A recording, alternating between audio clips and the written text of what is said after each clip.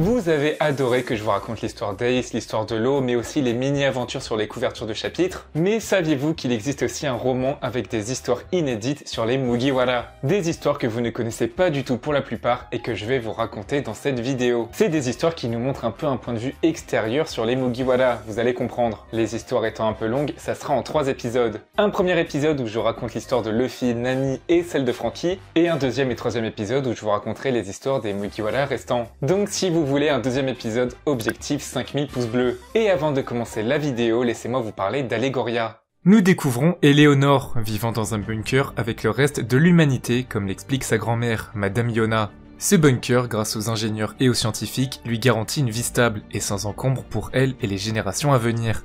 Mais Éléonore ne souhaite qu'une seule chose, prouver que le monde extérieur est habitable et s'enfuir de ce gros bloc de pierre. Dans ce bunker, il y a 2 camps. Ceux qui cherchent la sortie et ceux qui ne laisseront jamais la trouver. Et parmi ces personnes, il y a Madame Yona, qui mettra tout en œuvre pour faire comprendre qui fait la loi dans le bunker. Éléonore aura des alliés mais aussi beaucoup d'ennemis. Si ce premier chapitre nous prouve qu'une porte de sortie existe, rien ne dit que le monde extérieur n'est pas un monde rempli de dangers. Une chose est sûre, ce monde est rempli de secrets et de mystères. Éléonore Yona arrivera-t-elle à démêler le vrai du faux dans ce monde dont elle ne connaît rien mais où tout le monde semble la connaître?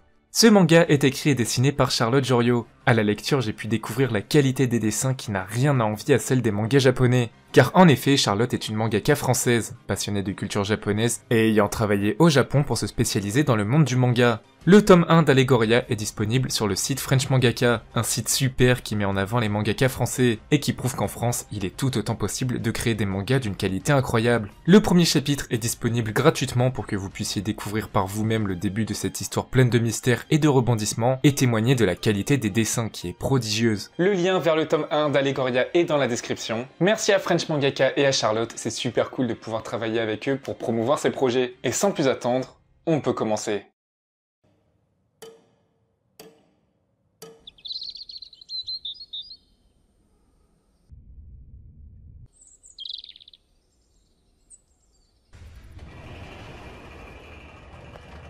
Nous sommes le jour de l'exécution publique de Portgas dit Ace, et nous n'allons pas avoir le point de vue de Luffy, mais d'un lieutenant-colonel de la marine. Il nous explique comment il a été convoqué à la bataille de Marineford. Il travaillait dans une caserne de West Blue, lui et son frère. Quand soudain, ils ont reçu l'ordre de se rassembler à Marineford car Ace allait être exécuté en public, et l'équipage de Barbe Blanche ne manquerait pas de venir tenter de le récupérer. Le premier sentiment qu'il a eu était la peur, car il s'apprêtait à affronter l'homme le plus puissant du monde. Son frère, lui, se réjouissait de l'ordre de rassemblement. Les 2 soldats de la marine sont frères, mais n'ont pas de lien de sang. C'était la seconde femme de son père qu'il avait amenée avec elle, et malheureusement, il ne l'a jamais pris en affection.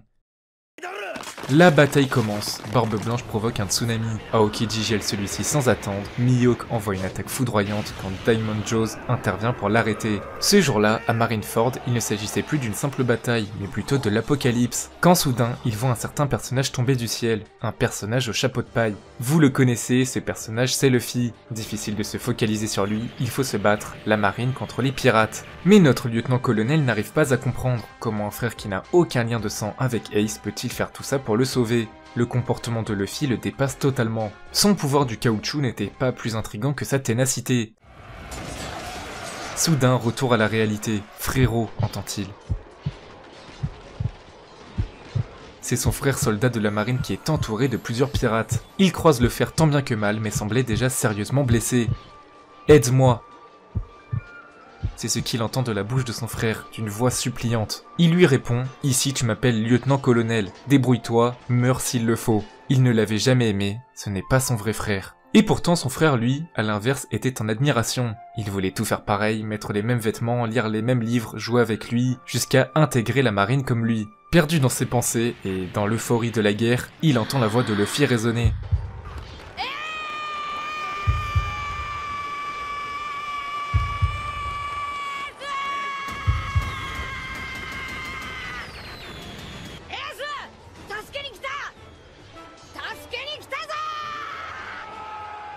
Je suis ton frère, je suis prêt à mourir pour te sauver. Mais pourquoi? Comment peut-il penser ça alors qu'ils ne sont pas réellement frères de sang? Ils étaient pareils et pourtant totalement opposés. Luffy et Ace, les 2 soldats, les frères pirates, les frères marines. Pendant que l'un court pour sauver à tout prix son frère, l'autre ignore l'appel et est sur le point d'abandonner son cadet. Des extrêmes opposés, mais s'il y a bien une chose qu'ils partagent, c'est l'amour. Un pirate s'apprête à asséner un coup fatal au cadet désarmé, quand soudain notre soldat de la marine, avec un élan de courage, se lance et s'interpose pour sauver son petit frère. Frérot qu'il cria à moitié en larmes.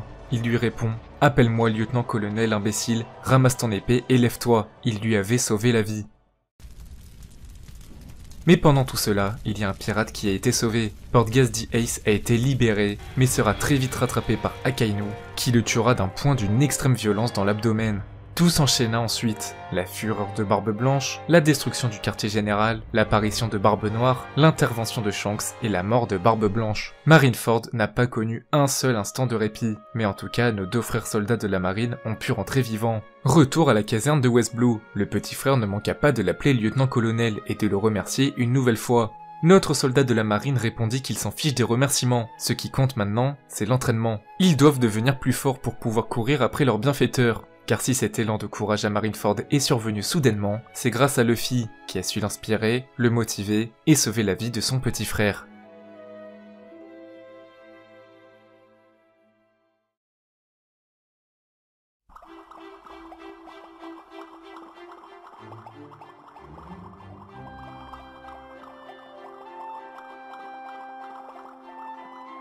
Nous allons suivre l'histoire d'un jeune homme qui a arrêté les études, n'a aucun travail et son passe-temps est de se rendre à la librairie pour lire des livres. Cet homme vit avec sa mère sur l'archipel Shabandi. Il adorait feuilleter les avis de recherche des plus belles femmes pirates au monde. Alvida, Boa Hancock, Whitey Bay, Jewelry Bonnie, Nico Robin, Nami.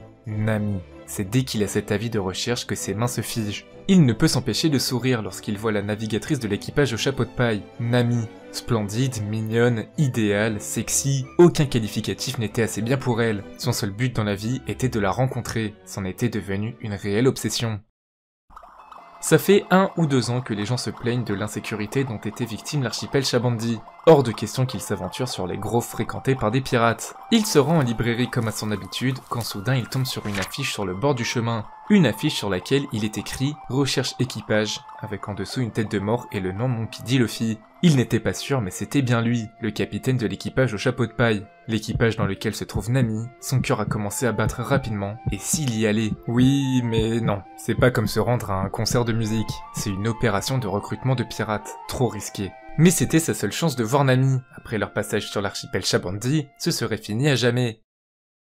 Il ouvre la porte et sort de chez lui. Sa mère étonnée lui demande « Tu sors? Tu vas à la librairie ?»« Non, je vais à la rencontre de celle que j'aime. » Il se rend à un bar situé sur un grove réputé dangereux, mais lorsqu'il arrive, il voit le bar complètement carbonisé, comme s'il avait été frappé par la foudre. Il s'approche d'un homme qui semble être le propriétaire du bar et lui adresse la parole. « Est-ce que l'équipage au chapeau de paille est ici ?» Mais d'une voix agacée, il lui répond « Tu peux interroger les pirates des environs si tu tiens absolument à savoir. » Il prit son courage à 2 mains et demanda à un pirate à l'allure terrifiante, qui heureusement lui a répondu sans encombre. Ils sont dans le grove 46. Notre cher jeune homme se rend au Grove 46 et aperçoit au loin des pirates sur un bâtiment en pierre faisant office d'estrade. Vu leur look, c'était certainement l'équipage au chapeau de paille. Mais sa myopie n'arrangeait pas, il prit donc des jumelles pour en avoir le cœur net. Celui-là, ça doit être Luffy, celui-ci Franky, ici Sniper King, celui avec les sabres Zoro. Mais difficile de voir Nami, jusqu'à ce qu'il aperçoive une femme aux cheveux orange, avec un tatouage sur l'épaule. Aucun doute, c'est bien elle. Il l'observe bien et en conclut que la photo sur l'avis de recherche a été retouchée. C'est ça le vrai visage de Nami? Plus petite, beaucoup moins belle et gracieuse. Il y avait aussi un homme avec une barbe, mais impossible de savoir de qui il s'agit. Soudain on entend « Abattez-moi tous ces chiens galeux !» Un homme avec une hache accompagné par 10 immenses machines de guerre. On découvre que cet homme à la barbe, c'était Luffy au chapeau de paille, et que les autres pirates à côté n'étaient que des imposteurs. Et ainsi, Nami aussi, ce n'était pas la vraie. Notre jeune homme a une dernière chance, un dernier espoir. Ils sont au Grove 42, il faut y aller, le vrai Luffy et les autres sont là. Le jeune homme décide de les suivre et de se rendre au Grove 42, et il voit Luffy et les autres, sur le pont du navire. Et également, il voit une déesse aux longs cheveux orange, vêtue d'un bikini et d'un jean, c'était Nami en personne. Impossible de décrire l'émotion qui traversa son corps, elle était distinguée, charmante, sublime. Et il comprit quelque chose. Si Nami l'éblouissait à ce point, ce n'était pas uniquement en raison de sa beauté, c'était car elle était prête à tout pour accomplir sa mission. Ce qui la rendait si resplendissante, c'était son sens du devoir. L'équipage des Mugiwara quitte l'archipel Shabandi, et notre jeune personnage rentre chez lui, toujours aussi émerveillé. En rentrant, il dit à sa mère qu'il a pu voir celle qu'il aime, et qu'il a décidé de retourner à l'école ou chercher du travail. Sa mère, évidemment, est surprise mais très fière. Notre jeune homme termine en disant que si elle devait féliciter quelqu'un, ce n'est pas lui, c'est Nami.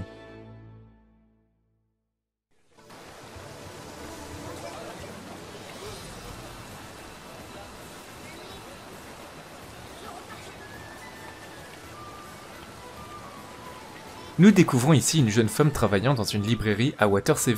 Elle passe les commandes à la caisse, des clients qui achètent le mensuel du charpentier. Rien d'étonnant dans une île de charpentiers. Soudain, une cliente arrive. Il s'agit de Kokoro, célèbre chef de gare de Shift Station. Elle aussi voulait acheter un mensuel du charpentier, magazine sur lequel il y a Franky en couverture, crâne rasé et portant des lunettes de soleil. Kokoro lui demande si elle connaît Franky, mais la libraire répond qu'elle ne le connaît pas. Elle le décrit en disant que c'est un charpentier naval, originaire de cette ville et qui fait aujourd'hui partie de l'équipage au chapeau de paille. La jeune vendeuse se contente de la remercier et de lui rendre la monnaie. Kokoro, avant de partir, lui demande pourquoi elle fait cette tête. En effet, elle ne souriait jamais et semblait toujours boudeuse. Elle enchaîne en disant qu'elle serait ravissante si elle souriait, mais la libraire ne sourit pas pour autant. Elle sait qu'elle ne rit jamais et de toute manière son rôle est juste de vendre des magazines. Elle n'est pas là pour être de bonne humeur. Nous apprenons qu'elle est venue habiter à Water 7 à cause du travail de son père, car il cherchait un nouvel endroit pour poursuivre sa carrière après une entreprise ayant fait faillite. En déménageant, elle a dû dire adieu à son équipe de danse qu'elle avait créée avec ses amis pour participer à un concours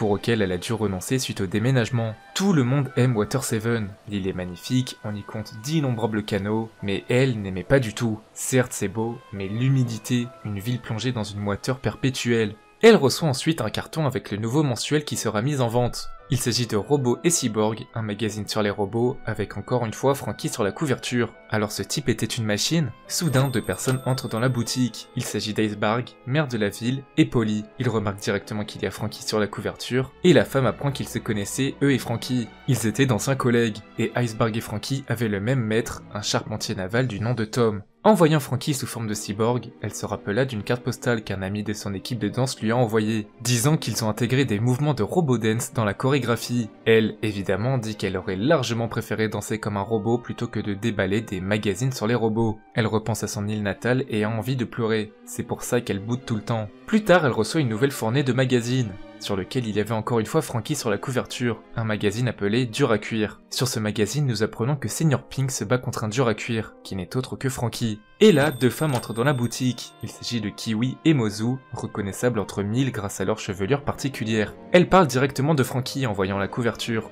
et la vendeuse leur demande si elles sont des amies de Franky. Elles répondent qu'il les a prises sous son aile à une époque où elle risquait de mal tourner. Il a fondé la Franky Family, où étaient réunis tous les marginaux des bas quartiers. La jeune femme comprit que Franky était une bonne personne. Pendant que Kiwi et Mozu proposent de venir boire un verre dans leur bar à l'occasion, elle remarque que deux jeunes garçons tentent de voler des magazines devant le rayon pour adultes. Ce sont Michael et Oikel, qui juste avant de fuir ne manquent pas de dire à notre jeune vendeuse qu'elle est moche. Ils la traitent de laidron. Elle avait atteint ses limites, c'était trop. Elle explosa de rire soudainement, mais essayait de reprendre le contrôle de sa bouche pour que personne ne la voie. Soudain elle entend « C'est bien ce que je pensais, tu es beaucoup plus jolie quand tu souris ». C'était Kokoro. Elle essaie de se justifier en disant qu'il est difficile de ne pas rire quand on voit arriver un magazine comme celui-là, une nouvelle livraison de magazine appelée le mensuel du pervers, sur lequel on y retrouve une fois de plus Franky en maillot de bain avec une bouteille de cola à la main. Elle découvrit tous les articles plus farfelus les uns que les autres, des interviews sur les proches de Franky, il y avait même Kokoro. Et d'un seul coup, Michael et Oikel refont leur apparition, et s'excusent directement. Ils sont vraiment désolés. C'est Kiwi et Mozu qui leur ont dit d'aller s'excuser. Ils expliquent que s'ils l'ont traité de laidron, c'est parce qu'elle fait toujours la tête, et qu'elle ne sourit jamais. Ils terminent en disant qu'ils la trouvent moins boudeuse que d'habitude, et qu'elle en est presque mignonne. Ils sont en train de la faire rougir. Elle raconte ensuite toute son histoire à Kokoro, et pourquoi elle est triste et boude en permanence. Elle dit qu'elle s'est fermée aux autres, mais que bizarrement, depuis qu'elle a découvert Franky, elle a l'impression d'avoir renoué des liens. À chaque nouvelle livraison de magazine, elle a l'impression que Franky frappe à la porte de son cœur pour lui demander si elle va bien, et lui dire qu'elle n'a rien à craindre. Même s'il n'était pas présent, il n'en restait pas moins un bienfaiteur comme à l'époque, toujours prêt à aider les autres. Kokoro lui raconte plein d'histoires concernant Franky, et ses compagnons avec lesquels il travaillait à l'époque. J'aimerais bien rencontrer Franky un de ces jours, termina la jeune vendeuse avec le sourire aux lèvres. Voilà pour cette vidéo, si elle vous a plu, n'oubliez pas le pouce bleu. Je rappelle qu'à 5000 pouces bleus, je sors un deuxième épisode avec 3 autres histoires sur des Mugiwara. Je trouve ça super cool de pouvoir découvrir des histoires qui parlent des Mugiwara, mais pas vraiment focalisées sur eux directement. On a là vraiment des points de vue extérieurs, et forcément avec tous les personnages dans le monde entier, il se passe d'autres choses pendant que nous, on suit l'histoire des Mugiwara. Et ça, on n'y pense pas forcément, et je trouve ça super cool de nous en faire part dans un roman. Abonnez-vous pour augmenter ma prime, on se retrouve pour une prochaine vidéo. Ciao tout le monde!